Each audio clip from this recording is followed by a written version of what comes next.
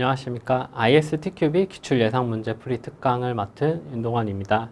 두 번째 소프트웨어 수명 주기와 테스팅에 대한 문제 풀이를 진행하도록 하겠습니다. 네, 이번 학습 내용은 소프트웨어 수명 주기와 테스팅에 대한 예상 문제 풀이가 되겠습니다. 그래서 소프트웨어 수명 주기와 테스팅 관련된 문제를 이해하고 올바른 정답을 선택할 수 있다. 이렇게 학습 목표를 설정을 하였습니다. 네, 그러면 소프트웨어 수명 주기와 테스팅 문제 풀이를 진행해 보도록 하겠습니다. 네, 첫 번째 문제입니다. 점진적 개발의 대표적인 유형이 아닌 것은 A, V 모델, B, 스크럼, C, kanban, D, 나선형. 이렇게 이제 네 가지 모델에 대해서 이렇게 나열을 하고 있습니다. 그래서 이게 문제가 조금 잘못되는데요. 점진적 개발의 대표적인 유형인 것은이 돼야 될 것 같고요. 네, 이 부분을 이제 참고를 하시기 바랍니다.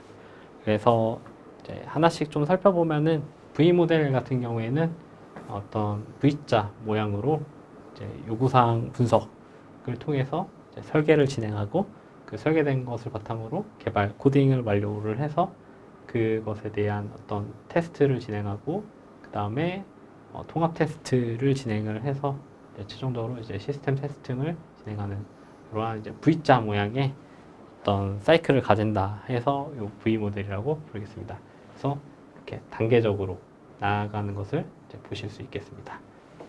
이러한 유형이고요. 두 번째, 스크럼 같은 경우에는 스프린트라고 해서 이런 식으로 프로젝트를 진행을 하면서 이렇게 빠르게 한 사이클을 돌고 그 다음에는 어느 정도 이제 완성이 되면은 더 크게 한 사이클 돌고 이런 식으로 이제 스프린트라 부르는 프로젝트를 진행하는 것을 많이 보실 수 있겠습니다. 그래서 이거 같은 경우에는 뭔가 시작을 한 사이클을 돌고 또 크게 한 사이클 돌고 이렇게 반복적인 모습을 보여주고 있죠. 그래서 요거는 점진적 개발이 아닌 이제 반복적 개발의 형태로 보입니다. C, kanban 같은 경우에는 이렇게 어떤 게시판에 보시면은 여기는 대기 상태, 그다음에 여기는 진행 중, 그다음에 마지막은 여기는 완료. 이런 식으로 이제 표시를 하고 각각에 대해서 이렇게 포스트잇 같은 거를 이제 붙여 놓은 것을 이제 많이 보실 수 있겠습니다. 네, 요거 같은 경우에는 네, 어떤 하나의 어떤 작업이 있으면은 그게 이제 대기 상태로 있다가 진행되다가 그다음에 진행이 되면 완료가 되면은 이쪽으로 넘어오는 이렇게 각각이 계속 반복적으로 이루어지는 것을 볼 수 있겠죠. 그래서 이 kanban도 반복적 개발의 대표적인 유형이 되겠습니다. 나선형 같은 경우에는 또 이런 식으로 이제 그림을 표기를 합니다. 그래서 이렇게 해서 이제 똑같이 어떤 요구사항 분석부터 해서 개발하고 검증해서 거기서 이제 나온 문제점을 이제 분석을 하고 이렇게 한 사이클을 돌고 그거를 가지고 또 크게 이렇게 한 사이클을 돌고 해서 마치 이제 달팽이 모양처럼 이제 점점 커진다. 그래서 요 모양이 나선이다 해서 나선형 모델로 부르고 있습니다.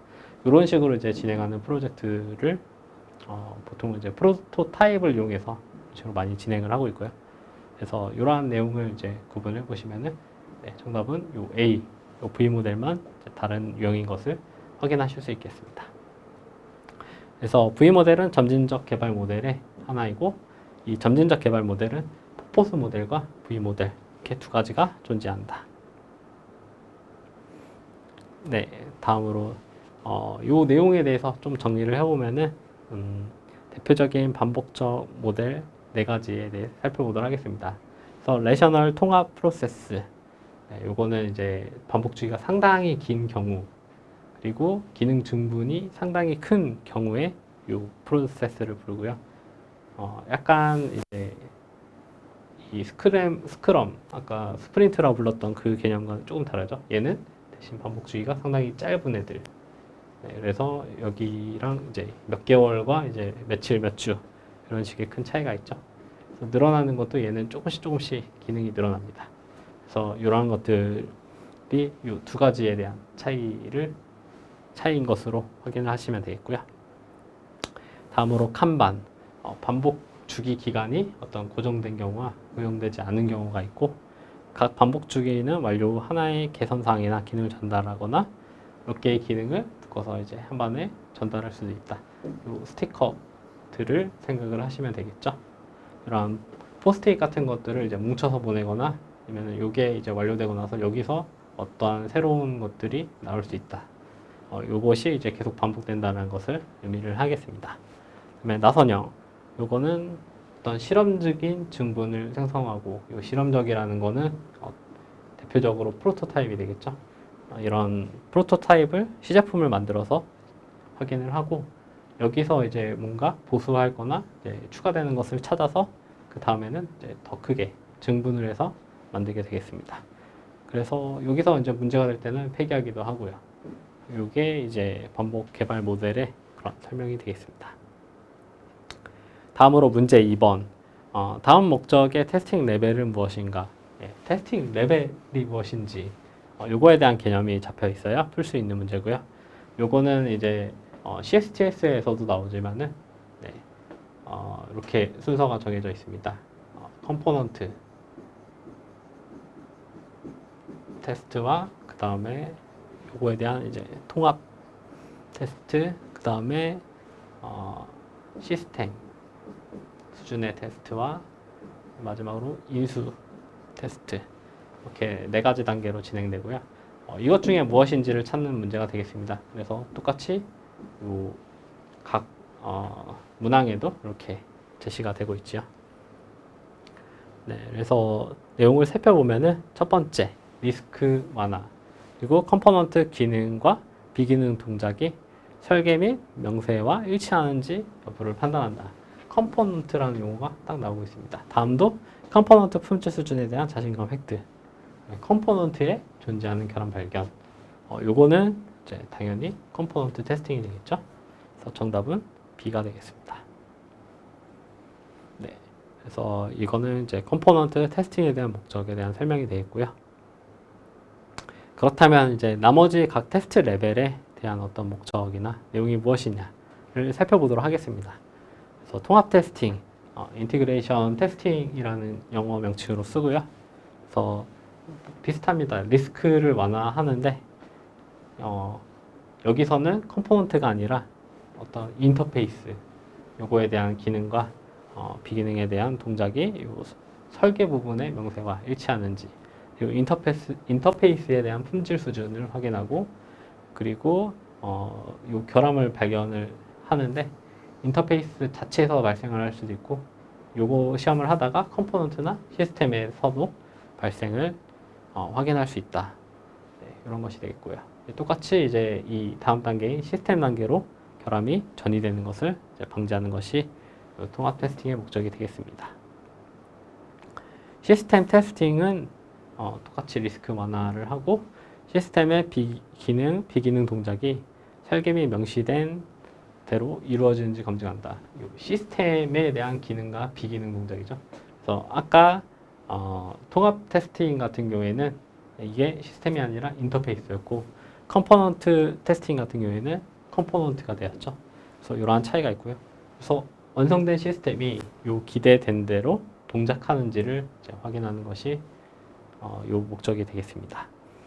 그것을 통해서 이제 전체 시스템에 대한 품질을 획득하고, 네, 나머지는 이제 결함 발견고, 그 다음 상위 단계 인스 테스트가 되겠죠. 이 인스 테스트 단계로의 전이가 되는 것을 방지한다.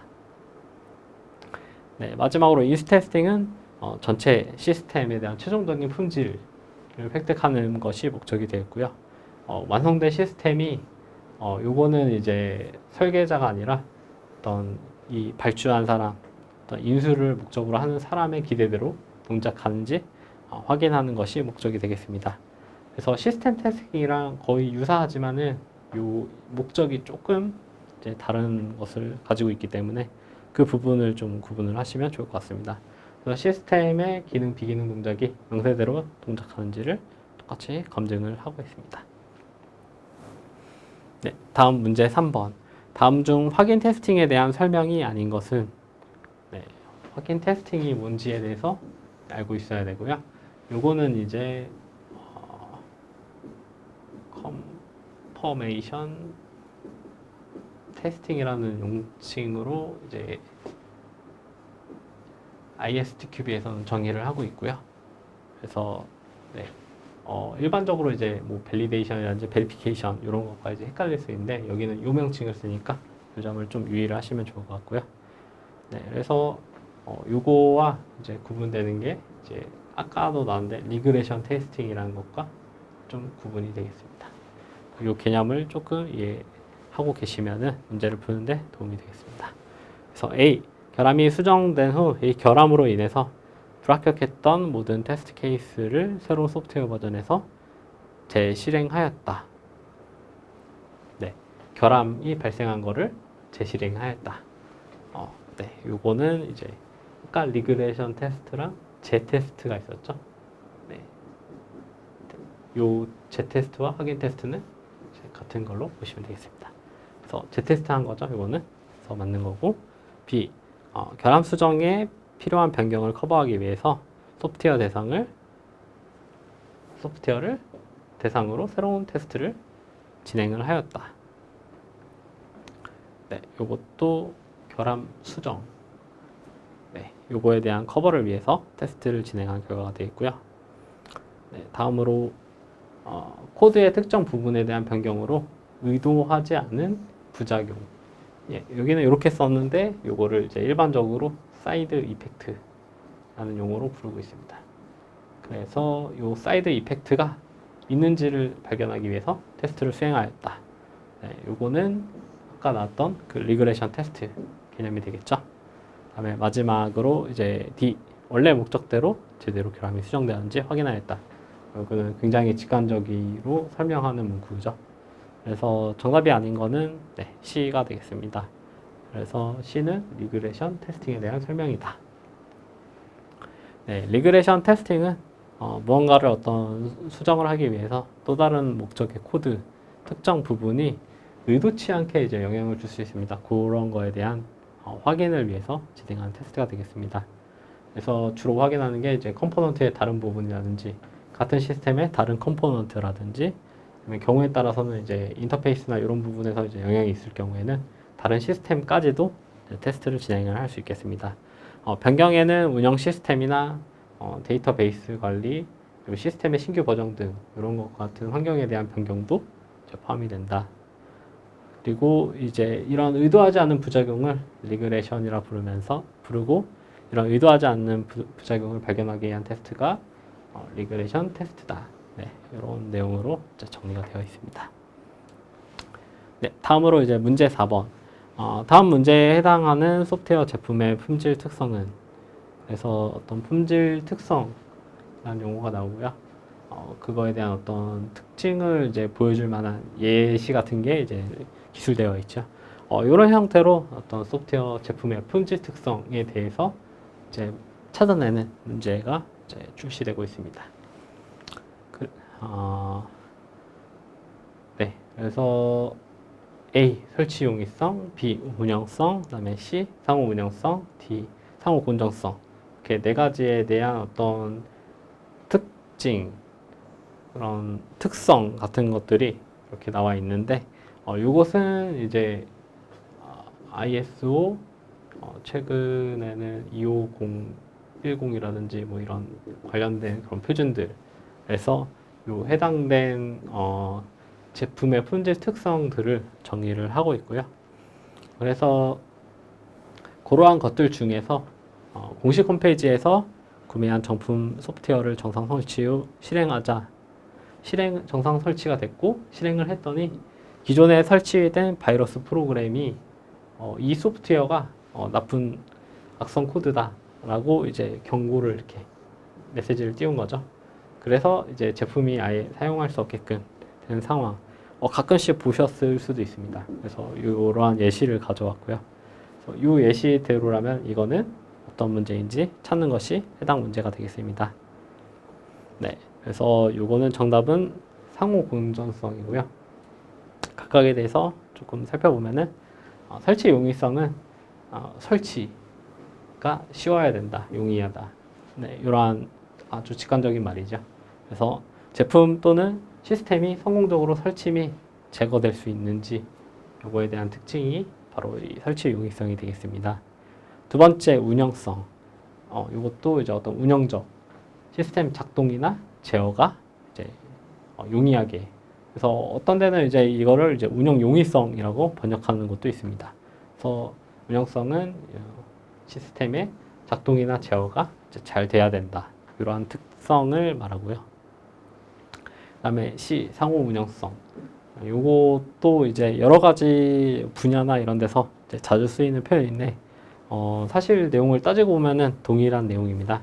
그래서 여기서도 이제 둘 혹은 그 이상의 시스템, 제품 혹은 구성 요소가 어떤 정보를 교환하거나, 그러니까 이제 A 시스템이 있고 B 시스템이 있으면 서로 간에 정보 교환이 가능해야 되고, 그 교환된 정보가 얘가 여기로 가도 쓸 수 있고 얘가 여기 있던 게 여기로 가도 쓸 수 있어야 된다. 이러한 것을 얘기를 하고요. 이러한 이제 내가 A에서 어떤 데이터를 쓰든 B에서 어떤 특정 데이터를 쓰든 둘 다 가능하게 해야 되는 것이 상호 운영성의 개념이 되겠습니다. 그러려면 뭐 인터페이스라든지 여러 가지 기준들이 다 동의를 해야겠죠. 네, 그래서 아까 말씀드린 ISO, IC 25010의 품질 특성, 주 특성으로 총 8가지에 대해서 정의를 하고 있습니다. 첫 번째 기능 적합성, 여기에는 기능 성숙도, 기능 정확성, 그 다음에 기능 타당성, 이 세 가지로 구성이 되고요. 기능 성숙도는 명시된 요구사항이 이제 잘 구현되는지, 얼마나 잘 구현됐는지를 따지는 것이 이 특성이 되겠습니다. 기능 정확성 같은 경우에는 정의된 어떤 정밀도에 따라서, 그러니까 내가 기능이 목표로 하는 그 범위가 있는데 그 범위가 굉장히 세밀할수록 이제 요 기능 정확성이 높은 것이 되겠고요. 기능 타당성은 이 목적 달성을 기준으로 여기로 가든 이렇게 돌아서 가든 간에 어쨌든 간에 목적 달성이 완벽하게 얼마나 됐는지 따지는 것이 요 기능 타당성에 대한 내용이 되겠습니다. 다음으로 신뢰성 주특성에는 성숙성이랑 이제 결함 수용성, 그리고 복구 용이성과 가용성, 이렇게 이제 네 가지가 구성되어 있고요. 네, 성숙성은 소프트웨어 구성 요소가 표준적 환경에서 신뢰 요구도를 충족시키는 정도를 말합니다. 그래서 네, 어떤 신뢰적인 측면에서, 그러니까 네, 얼마나 성숙하면은, 그러니까 성숙하다는 말은 이제 어떤 내가 믿을 수 있다. 이러한 측면의 그런 것을 이제 나타내는 특징적인 용어가 되겠죠. 여기도 마찬가지로 신뢰도가 얼마나 있는지를 보는 것이 이 성숙성이 되겠습니다. 그다음에 결함 수용성은 네, 이 하드웨어나 소프트웨어에 어떤 문제가 발생하더라도 이 제품이 내가 의도한 대로 어떤 결함이 발생을 하더라도, 예를 들면 우주선 같은 게 특정 모듈이 일부 고장이 나더라도 그 목표를 이제 쭉 해나가는 그런 영화를 많이 보셨죠? 네, 그런 특성이 이제 바로 결함 수용성이 되겠습니다. 네, 복구성 같은 경우에는 어떠한 기능의 중단이나 실패 발생했을 때 이 제품이나 시스템이 데이터를 복구할 수 있는 그런 정도, 네, 잘 복구할 수 있는 정도, 그러니까 원복할 수 있는 그런 기능을 제공을 하는지를 보는 것이 이 복구 용이성이 되겠고요. 가용성은 사용자가 원하는 시간에 사용 및 접근이 가능한 정도, 이러한 것을 이제 말합니다. 그래서 내가 이제 자정쯤에 어떤 시간이 돼서 은행 거래를 하려고 하는데 그때도 이제 은행 거래가 돼야겠죠. 네, 그러한 특성이 이제 가용성이 되겠습니다. 만약에 24시간 운영이라면 그렇게 되고, 제한된 시간이 있으면은 그때를 빼고 이제 문제가 생기면은 요거는 그만큼 가용성이 떨어지는 그러한 것이 되겠습니다. 다음으로 사용성 같은 경우에는 좀 여기 개수가 많아서 총 6개가 존재를 하고요. 네, 먼저 첫 번째 것부터 살펴보면은 네, 사용성, 타당성 식별력. 요거는 사용자 요구에 적절한 기능인지를, 그러니까 사용자가 원하는 기능인지를 그런 거를 이제 식별을 할 수 있는지를 이런 것을 이제 표현하는 것이 타당 식별력이 되겠고요. 학습성은 예전에 이제 어떤 그런 TV에서 이제 다큐멘터리 같은 게 나온 적이 있는데, 그때 딱 애플의 이게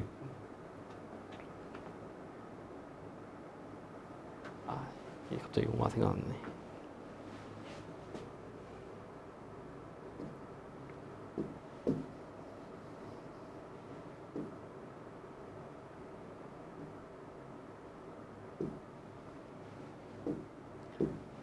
지우고.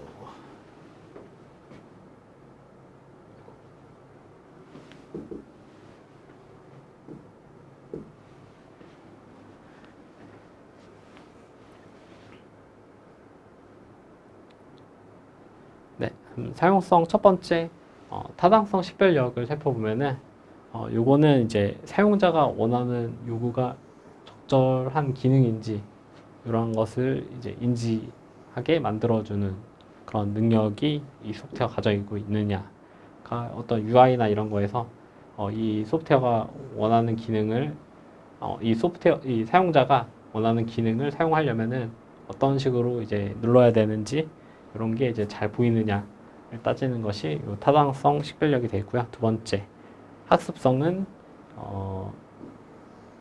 네, 대표적으로 이제 애플 제품을 사용을 해보면은 애플 제품은 이제 이렇게 아이콘으로 되어 있어서 내가 직관적으로 이제 뭘 하고 싶으면은 해당되는 아이콘을 바로 찾아서 이렇게 누르면 되고, 아니면은 동작을 좀 해보다 보면은 어떻게 사용하는지를 내가 어떤 매뉴얼을 보지 않고도 할 수가 있죠. 이러한 어떤 학습하는지, 네, 이러한 것을 이제 굉장히 이해하기 쉽게 할 수 있는지를 따지는 것이 이 학습성이 되겠습니다. 그래서 학습 용이성이라고도 표기하고요. 그 다음에 운영성 같은 경우에는 제품 및 시스템 작동 제어가 이제 쉽게 될 수 있는지, 내가 아까 배운다고 했으면은 얘는 실제로 뭔가 동작이나 이런 게 이제 쉬워야 된다라는 그 특성이 되어 있고요. 그다음에 사용자 인터페이스 미학, 네, 요거는 좀 특이한 특성인데, 사용자 인터페이스가 사용자에게 얼마나 만족스러우냐, 네, 이제 사람마다 좀 다르긴 한데, 네, 그거에 대해서도 이제 어떤 품질 특성을 이렇게 정의를 하고 있습니다.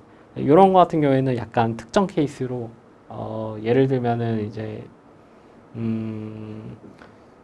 만약에 은행원이 은행 업무를 하는데 써야 되는 그런 UI가 있다. 그러면은 어떤 약간 정형적인 그런 구조가 있겠죠. 그런 것이 이제 잘 돼 있느냐, 이런 것을 이제 따지는 그러한 특성이 되겠습니다. 그다음에 사용자 오류 보호는 이 소프트웨어가 발생한 오류가 이제 사용자를 얼마나 보호하는지, 버튼이 비활성화된다거나 이거 좀 문제가 있다라고 알림창을 알려준다든가, 이러한 특성이 되겠습니다. 그다음에 접근성은 연령이라든가, 그러니까 나이가 많든 적든 아니면 장애를 가지고 있든 없든 간에 사용을 할 수 있는 그런 특징이 있는지를 나타내는 것이 이 접근성 특성이 되겠습니다.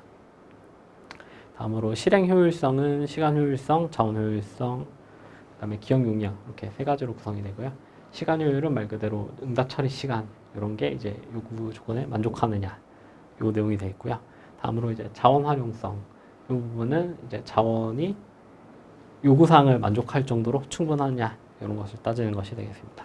기억 용량은 어떤 시스템 파라미터, 이런 어떤 대역폭이라든지 데이터베이스 이런 양, 요런 것에 대한 어떤 최대 한계가 요구사항을 만족시킬 수 있느냐를 따지는 것이 되겠습니다. 다음 유지보수 주특성에는 이제 분석성, 수정 가능성, 재사용성, 그다음에 시험 가능성, 모듈성, 이렇게 5가지가 존재를 하고요. 분석성 같은 경우에는 시스템 변화에 대해 어떠한 영향을 받는지 이렇게 효과적이고 효율적으로 분석할 수 있는 그런 정도가 되겠습니다. 수정 가능성은 이 제품 혹은 시스템이 장애 없이 효과적으로 수정될 수 있는지, 내가 뭔가 이제 고치고 싶은 게 조금 있으면은 그거에 맞게 이제 약간 모디파이드 된 것을 이제 제공을 해주느냐, 그런 특징이 되겠습니다. 가끔 뭐 이런 제품의 배경을 바꾼다든지 아니면은 뭐 특정 기능을 이제 추가하게 해주는 옵션을 제공을 한다든지, 그런 소프트웨어를 이제 보신 적이 있겠죠. 그런 것이 수정 가능성이 있는 소프트웨어가 되겠습니다. 재사용성은 이 소프트웨어에 있는 어떤 특정 모듈이 다른 소프트웨어의 어떤 모듈로도 잘 쓸 수 있는 그러한 정도를 나타내는 것이 되겠습니다. 그 다음에 시험 가능성은 얼마나 테스트가 용이한가, 효과적이고 효율적으로 할 수 있는가, 이런 것을 이제 따지는 것이 되겠고요. 모듈성은 이 소프트웨어가 얼마나 모듈화가 잘 돼 있어서 특정 문제가 생기면은 이 해당 모듈에 대해서 이제 뭐 평가를 한다든지 이런 거를 이제 가능하게끔 하는 그러한 것 특성이 바로 모듈성 특성이 되겠습니다. 그다음에 이식성에는 환경 적응성, 설치 용이성, 그다음에 취한성 이렇게 세 가지가 있고요. 환경 적응성은 이제 그러한 사용 환경에 효과적이고 효율적으로 적용이 잘 되느냐 따지는 거고, 설치 용이성은 살펴봤죠. 취한성 같은 경우에는 제품이 동일한 환경에서 동일 목적을 위해 다른 소프트웨어로 대치가 될 수 있는지, 이러한 것이 취한성이 되겠습니다. 약간 상호 운영성이랑 좀 다른 개념이지만은, 요거는 내가 차지하고 있던 거를 다른 소프트웨어가 가져놔도 문제가 없는지, 뭐 시스템에 뭘 건드리지 않아야 되는 그런 특성이 되겠죠. 다음으로 이제 호환성은 두 가지입니다. 상호 운전성과 상호 운영성이 있고요. 이 두 가지에 대해서는 이미 앞에서 살펴보았습니다. 그래서 상호 공정성은 다른 소프트웨어에 해로운 영향을 주지 않고 자원을 같이 공유를 할 수 있고 그 기능을 제대로 수행할 수 있어야 된다. 아까 바이러스 프로그램이 이 얘를 잘못 인식을 했죠. 서로 간에 공존이 안 되기 때문에 상호 공정성에 문제가 있는 것이 되겠습니다. 보안성은 이제 기밀성과 무결성, 그리고 부인 방지, 책임성, 인증성 이렇게 각각 정의가 되어 있습니다. 기밀성은 이제 권한에 따라 접근이 가능해야 되는 정도고요. 무결성은 데이터에 대해서 무단으로 접근하고 변경하는 것이 안 되게 하는 거. 부인 방지는 내가 어떤 설명을 했는데 내가 설명한 게 아니야 라는 것을 이제 막는, 그렇기 때문에 이제 부인하는 것을 이제 방지하는 그런 특성이 되겠습니다. 책임성은 이제 추적성이라고 보시면 되고요. 내가 이것에 대해서 어떤 동작을 했는지를 다 이제 로그로 남겨서 그것에 대한 책임을 가질 수 있느냐, 이런 것을 의미를 하고요. 인증성은 이제 사건이나 행동에 대해서 우리가 하는 그런 인증 절차가 있죠. 그래서 예를 들면 이제 로그인해서 어떤 걸 할 수 있는 기능, 그런 거는 이제 이 해당 사용자가 한 행동임을 인증하는 그러한 내용이 되겠습니다. 네, 이렇게 소프트웨어 수명 주기와 테스팅과 관련된 문제를 같이 살펴보셨고요. 해당 내용을 잘 이해하셔서 응용되는 문제나 아니면 복잡한 또 다른 이런 유형의 문제들도 대비를 할 수 있어야겠습니다. 장시간 고생하셨습니다. 감사합니다.